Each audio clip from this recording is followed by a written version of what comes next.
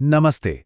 Market economics और इंसानी बर्ताव, ये दोनों चीजें जब आपस में टकराती हैं तो क्या होता है?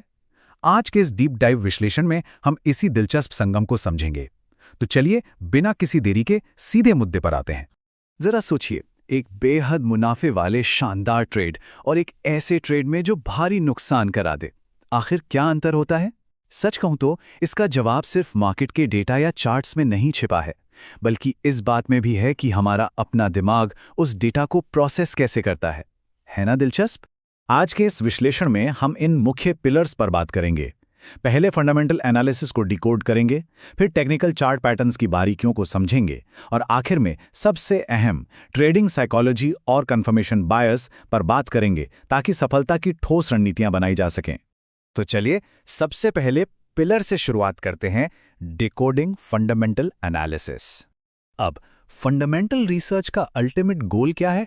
वो है इंट्रिंसिक वैल्यू का पता लगाना। आसान शब्दों में कहें तो किसी भी बिजनेस की असली या कह लें उसकी भीतरी कीमत क्या है। मार्केट में उसकी कीमत चाहे जो भी चल रही हो, लेकिन फ्यूचर कैश फ्लो के हिसाब से उसकी असल कीमत जानना ही हमें बताता है कि कोई स्टॉक असल में महंगा है या फिर अंडर वैल्यूड। अब इस इंट्रिंसिक वैल्यू तक पहुंचने के दो मुख्य रास्ते हैं। पहला है टॉप डाउन अप्रोच, जहां शुरुआत होती है ग्लोबल इकोनॉमी और इंडस्ट्री के बड़े ट्रेंड से और फिर बात कंपनी तक आती है। और दूसरा है बॉटम अप अप्रोच। इसमें मैक्रो फैक्टर्स को पूरी तरह किनारे रख दिया जाता है और फोकस सिर्फ और सिर्फ कंपनी के अपने फाइनेंशियल स्टेटमेंट्स पर होता है। दोनों ही तरीके अपनी जगह काम के हैं। तो ये तो बात हो गई क्या खरीदना है तय करने की।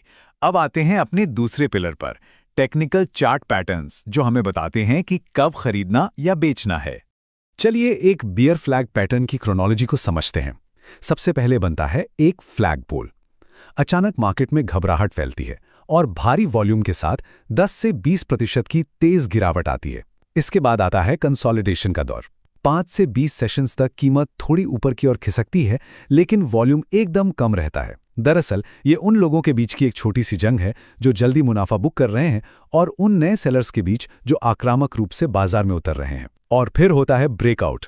वॉल्यूम फिर से बढ़ता है और गिरावट का ट्रेंड वापस शुरू हो जाता है। और यहां एक बेहद चौंकाने वाला आंकड़ा सामने आता है, पूरे 82%। साल 2024 की आखिरी तिमाही के डेटा के मुताबिक अगर एक बियर फ्लैग सही ढंग से कंफर्म हो जाए तो उसके काम करने की यानी सफलता की दर 82% तक होती है।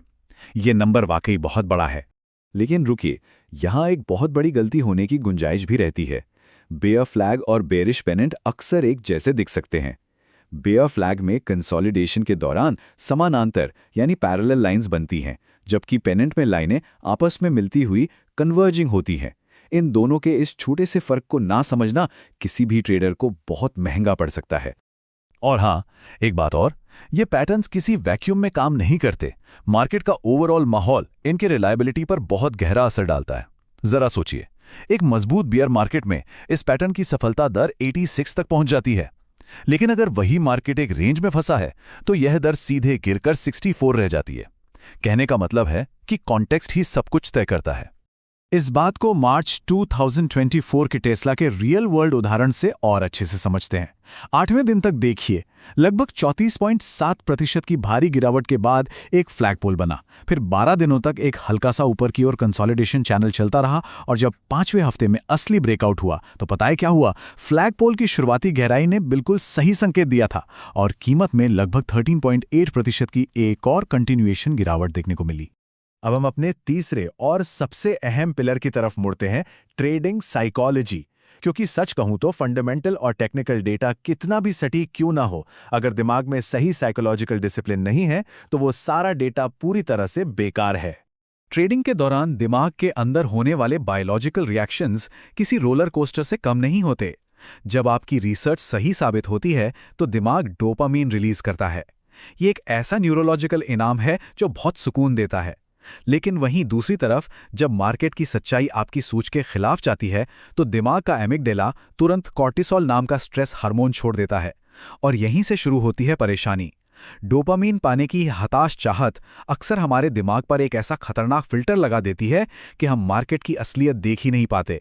और इसी बायोलॉजिकल खेल का नतीजा है हमारा अगला टॉपिक, कंफर्मेशन बायस पर विजय प्राप्त करना।